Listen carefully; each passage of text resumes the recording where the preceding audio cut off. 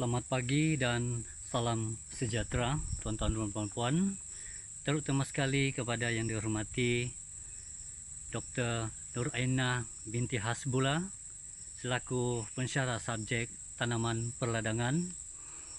Nama saya Rauji Emiang, nombor metrik YL 20181026. Saya adalah pelajar Plums tahun 3, jurusan HG 34 Universiti Malaysia Sabah, kampus Sandakan. Hari ini saya akan berkongsi maklumat mengenai dengan morfologi, penyakit dan juga perosak tanaman getah. Dan rekaman ini hanyalah sebagai sesi pembelajaran sahaja. Baik, sebagai pengenalan, pokok getah atau nama saintifiknya Hevea brasiliensis tergolong dalam famili Euphorbiaceae dan ahli terpenting dalam genus Hevea. Pokok getah pada mulanya hanya tumbuh di Amazonica dan juga di negara Brazil dan telah dibawa masuk ke Malaysia pada tahun 1877. Pokok getah boleh tumbuh di kawasan 1000 km utara dengan 1000 km selatan Khatulistiwa. Pokok getah juga memerlukan hujan sebanyak 180 hingga 250 cm setahun dan juga memerlukan suhu di antara 25 hingga 30 darjah Celcius. Manakala ketinggian tanah dari paras laut pula yang boleh ditanam dengan getah ialah 500 meter. Keperluan tanah yang sesuai ialah jenis loam yang mempunyai seliran yang bebas, tidak masin, tidak masam dan juga tidak sentiasa banjir. Umur pokok yang ekonomik ialah di antara 20 hingga 30 tahun. Pokok getah ditanam untuk mendapatkan latex sebagai sumber industri berasaskan getah seperti tayar, plastik dan lain-lain. Selain daripada itu, getah berpotensi diproses menjadi bahan perabot. Sebagai morfologi, kulit kayu getah adalah licin, berwarna kekelabuan dan mengandungi lateks yang keruh yang menjadi keras ketika didedahkan kepada udara. Manakala daunnya pula berwarna hijau kebiru-biruan dan dibahagikan kepada 3. Daun kecil sepanjang 1,5 cm. Dan pada cuaca kering, daun menjadi kuning dan kemudian merah terang sebelum luruh. Manakala bunga pokok getah pula adalah kecil, berwarna kuning, berbau hapak dan juga tumbuh dalam bentuk tangkai.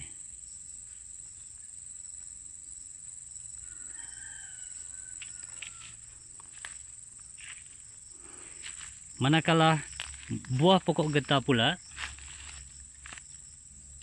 keras dengan 3 biji yang besar, ketika masak, buah akan meletup menjadi 3 bahagian di atas pokok dan memelantingkan bijinya yang berat. Warna biji getah yang mentah adalah hijau ketika masak dan menjadi licin dengan tompok-tompok bercapuk-capuk yang berwarna perang muda.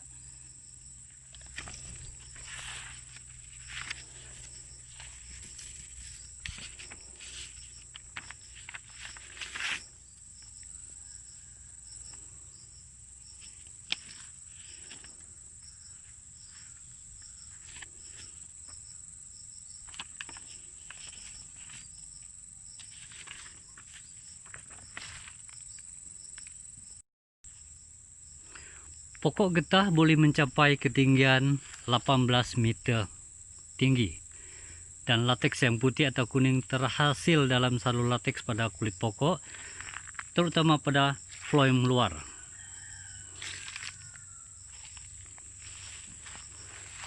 Apabila pokok getah mencapai usia dalam 5 ke 6 tahun, penurihan boleh dilakukan dengan membuat goresan secara ortogon pada salur lateks dengan kedalaman yang hanya mencukupi untuk mengambil lateks tanpa menjejaskan pertumbuhan pokok. Dari segi penyakit utama pokok getah pula, pokok getah boleh diserang oleh beberapa jenis penyakit dan sekaligus menjejaskan kesuburannya. Penyakit utama yang biasa menyerang pada pokok getah dewasa adalah seperti penyakit daun pokok getah. Dan di Malaysia terdapat 4 penyakit daun yang biasa menyerang bahagian daun pokok getah. Yang pertama, penyakit luruhan daun oidium yang disebabkan oleh kulat Oidium heaviae. Yang kedua, penyakit luruhan daun Colletotrichum yang disebabkan oleh penyakit ataupun yang disebabkan oleh kulat Colletotrichum gliosporoides. Dan yang ketiga, penyakit luruhan daun Phytophthora yang disebabkan oleh kulat Phytophthora palmivora. Dan yang keempat, penyakit luruhan daun Corynespora yang disebabkan oleh kulat Corynespora cassicola. Kesan penyakit daun pula ialah daun rosak disebabkan oleh bintik-bintik, tompok dan bahagian daun yang mati. Daun-daun yang teruk dijangkiti akan gugur, pucuk dan ranting akan mati, pokok tidak subur dan akan mengeluarkan hasil tuaian lateks. Dan sebagai langkah kawalan, boleh menggunakan racun daconil ataupun antrakol dan juga cuprum oxychlorida.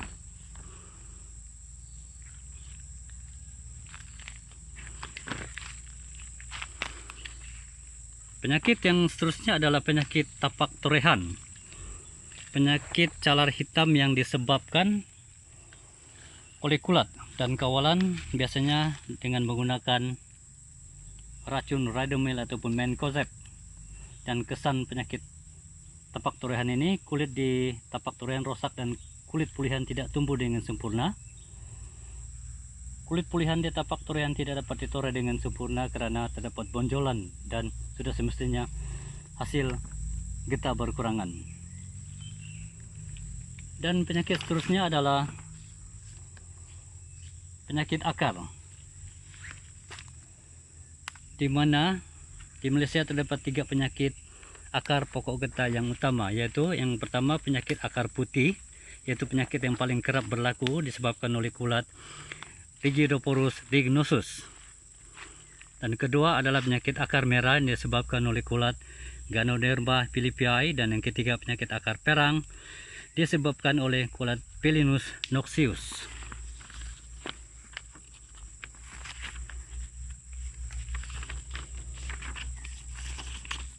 Sebagai langkah kawalan, boleh membuat parit pemisah di antara pokok seperti ini, dan akar akan dijatas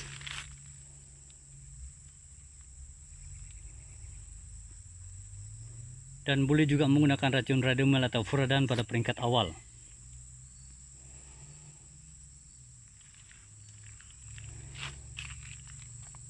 Kesan penyakit akar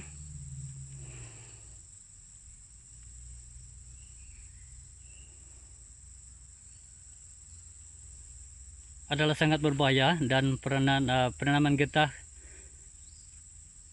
akan terjejas karena ia boleh membunuh pokok. Penyakitnya disebabkan oleh kulat yang pada mulanya menyerang pada permukaan akar sahaja. Lama-kelamaan kulat tersebut menembusi tisu kayu menyebabkan akar menjadi reput dan seterusnya mematikan pokok.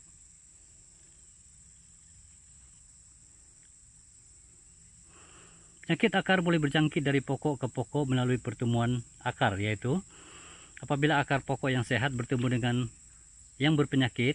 Selain pada itu, jangkitan juga berlaku oleh spora yang memasuki akar melalui tisu luka yang terdapat di bagian batang atau dahan. Kemudian pokok akan mati, jumlah pokok akan berkurangan, dan jumlah hasil lateks dan kayu per unit sudah pasti akan berkurangan. Dari segi masalah perusak pokok getah pula, biasanya serangga perusak yang sering ditemui dalam ladang getah ialah seperti anai-anai, belalang, cengkerik, kutu, teritip, ulat daun, ulat kumbang, dan juga hama kuning.